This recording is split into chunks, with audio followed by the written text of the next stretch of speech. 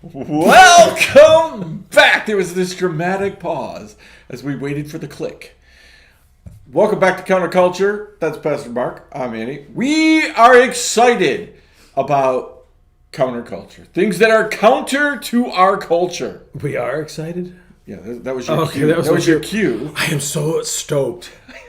Amped. I am amped. Oh. Well, listen. Tell me. We live in a funny culture.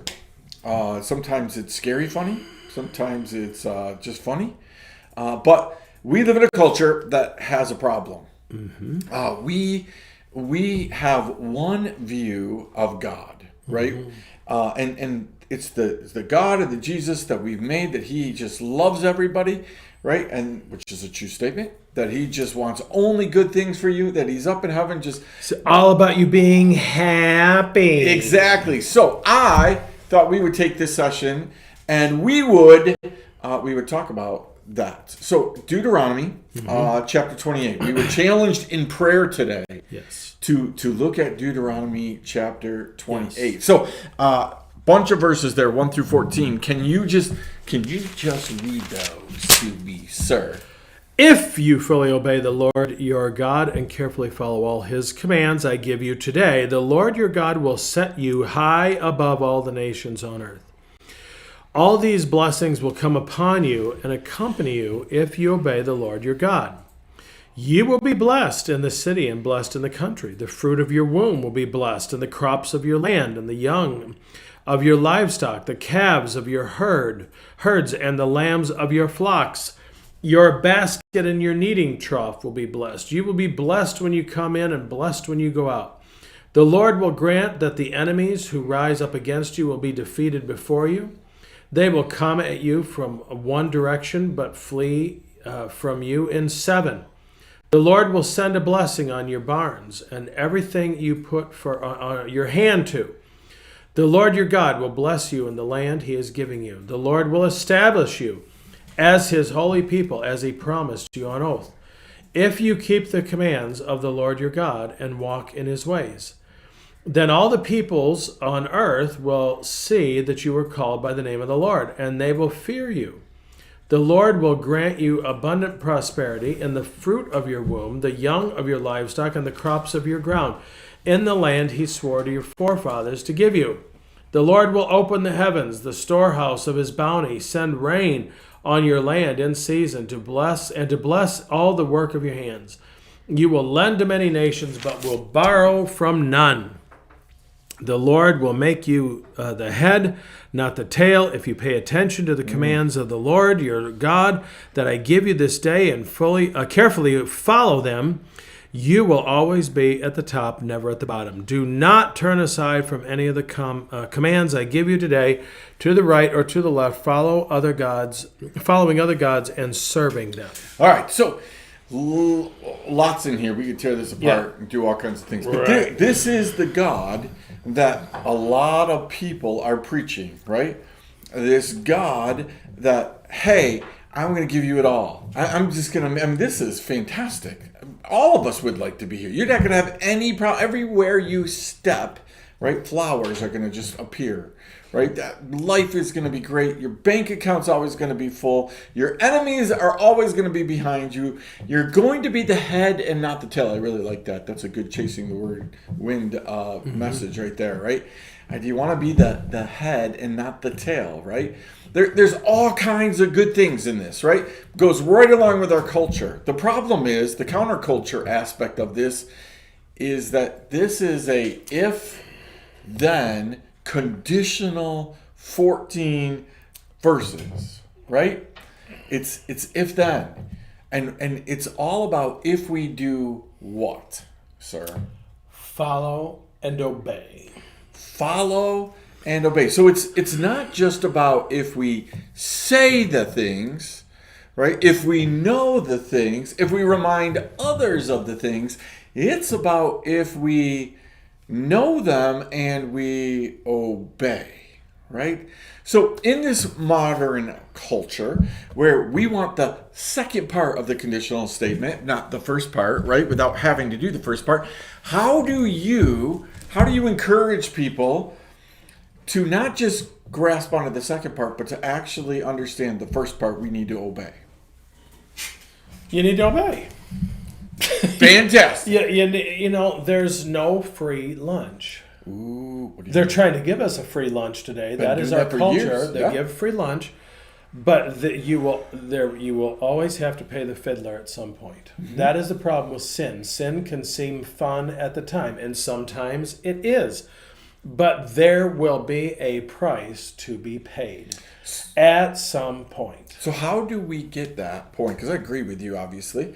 How do we get that point across to people who are being told, even within the church, there isn't a price to pay?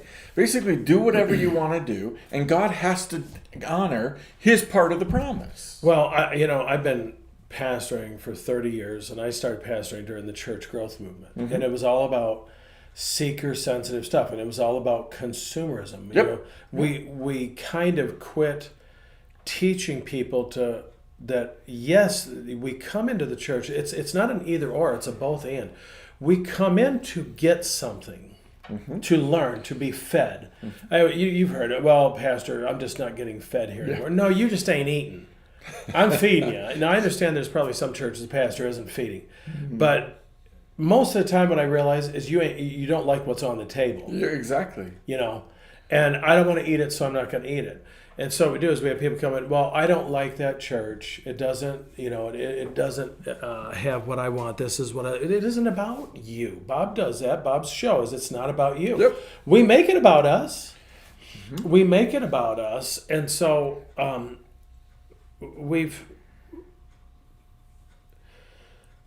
the consumerism has been there, but it was more subtle, I think. Yep. It came in the form of, well, I'm the piano player. That's my Sunday school, okay? So there was a little bit. I don't want to just say, well, it all happened 30 years ago, because it didn't, because that's been going on. But what happened is then it became, well, we got to give them what they want. And that's what that's what our society says. Well, just, have it your way. The old Burger King commercial, mm-hmm. have it your way. And so that's what they want. Well, we don't like that preaching. I had a retired Nazarene pastor in my church mm-hmm. who filled in another denomination, and he was preaching on repentance and stuff. And one of the council members came up to him and said, "You got to quit that because people are very uncomfortable." He goes, "Well, and I guess I'm done here," because he was just filling in. He goes, "Well, no, that's okay. Keep preaching," because they liked his preaching, they liked him. And I think people want to hear it because they're realizing it's not working. And so we do not practice delayed gratification. I have earned my doctorate. I mm-hmm. sometimes have a problem with some people who get an honorary doctorate. They did not work for it. They did not earn it. Now you could say, well, you're just drawing straws, Mark. No, I'm not. Anything worth having is worth working for mm-hmm. and putting the effort into it and saying, wow, there's something about knowing we did a good job and we did what we put the effort in, and to see the results of that effort. And we don't want that today. We want to make everything easy, and we want everything easy in life. And it's just not that way. So we have this idea that God owes us. Yes. Regardless of what we do. And I love what you said.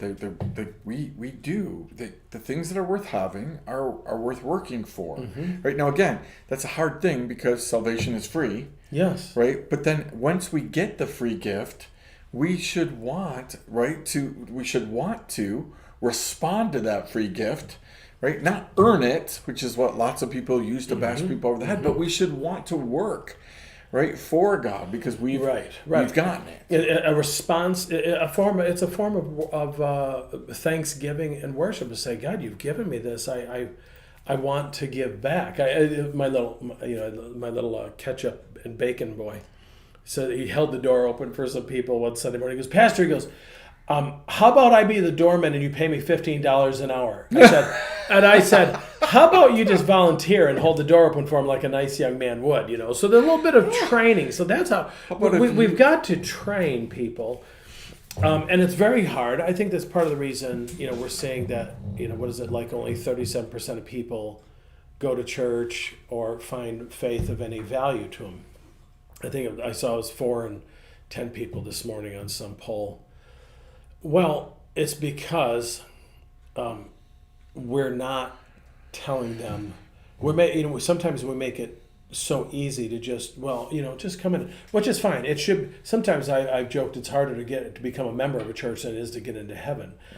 And that is absolutely true. But we're doing a disservice when we're not going to speak the truth and say, I know this is, at my church I'm called Captain Meddler because I cross the line of meddling, from preaching to meddling, and making, man, that's not what I want to hear. I think I just did a chasing the wind on that. This is what I know. So we like this is what we know. We've been taught it in the secular world, so we translate it to the church. And the church is supposed to be changing the culture, not the culture changing the church. But the church said, "Well, we gotta meet it." So I'm going to sidebar here. No, I didn't expect this, but I'm going to. So I saw something the other day. I was reading in a group I'm part of on Facebook, and there was this feed, and the quote was that God, to pastors, God did not call you to be a doormat. And one person commented and said, "Well, you got to be a doormat if you want to keep people." Yeah. That's the whole point right there. We want to keep them. Yeah, and sometimes we have to let people go. Jesus did that. He let the rich young ruler go. And what to do? He looked at him and loved him, but he said, "I'm not changing the rules or the program here so that you're comfortable. Exactly. I'm not doing that." Yep. And it is and that's why many are called but few are chosen. There's just some people that are not. They're going to hear the gospel, but they're not going to want to be at this training. This teaching is too hard for me. Yeah. I don't want to do it. That's a really hard place to be, right? When we get people in with a marshmallow gospel, and then we think, well, we'll get them in with some marshmallow, some fluff, and then we'll ratchet it up little by little, and then they'll get there. Well, the problem is, no, pretty much the first time that they get a teaching they don't agree with, or they don't like, or it's too hard, they're out of here. We're not. I mean, I can remember as a kid, my grandparents, my parents, my aunts, my uncles, you went to their house. We worked, right? So when I went over to my aunts and uncles, my grandparents for play days, and stuff like that, we spent time in the garden. We spent time doing all kinds of things.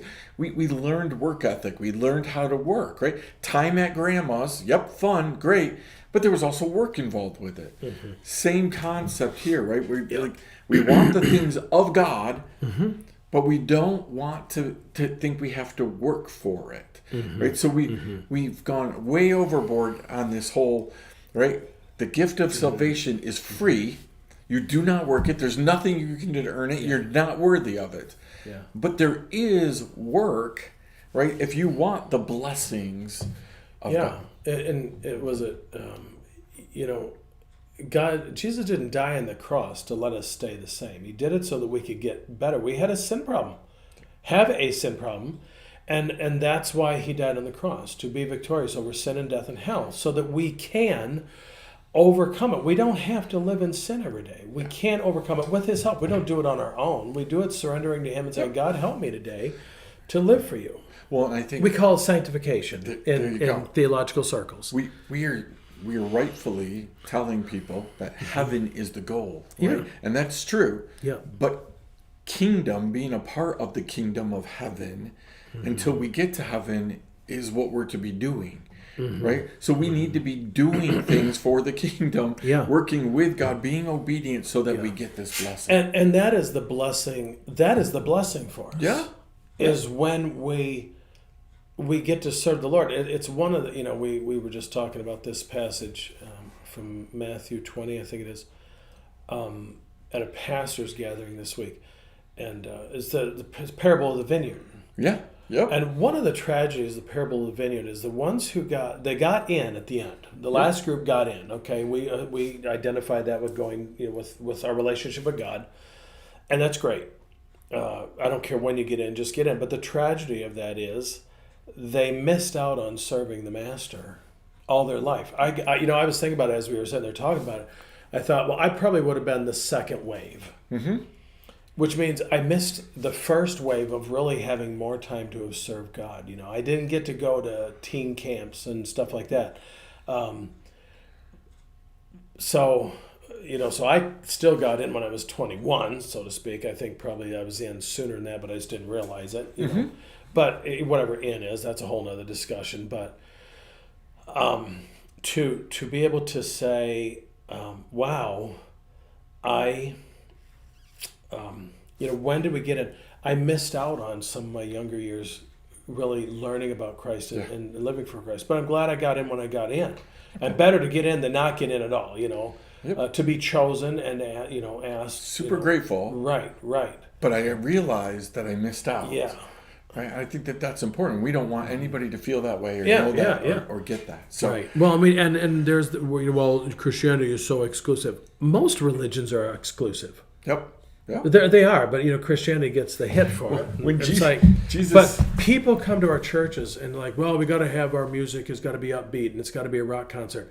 And there's been research that has shown, I remember reading some of this years ago, that non-church people, when they come, it's like, if I'm going to hear this, I can hear a rock concert anywhere. Why? I came here for something different. Yep. And we refuse to be different. And we refuse to be different and just be what God has called us to be and say, here's a better way. Yep. And here's a better way. Ken, I think that's the whole crux of this, right? Because God is encouraging his people as they go into the promised land, be different. Right. And I'll bless you. And everybody's going to see that and they're going to react to that. But we're so afraid of being different. Yeah. There's another Jason. Why are you so afraid of being different? I'm the most different person you'll ever meet. Boy, he's different. You could preach it right now. We just go right into. We'll go right into chasing the wind. He's out there, Jerry. That's how you need to open it. Yeah, I know. All right, we're gonna leave it right there. Who knows whether we're going into chasing the wind or what we're doing? But hey, we'll see you next time. Counterculture. Grace and peace.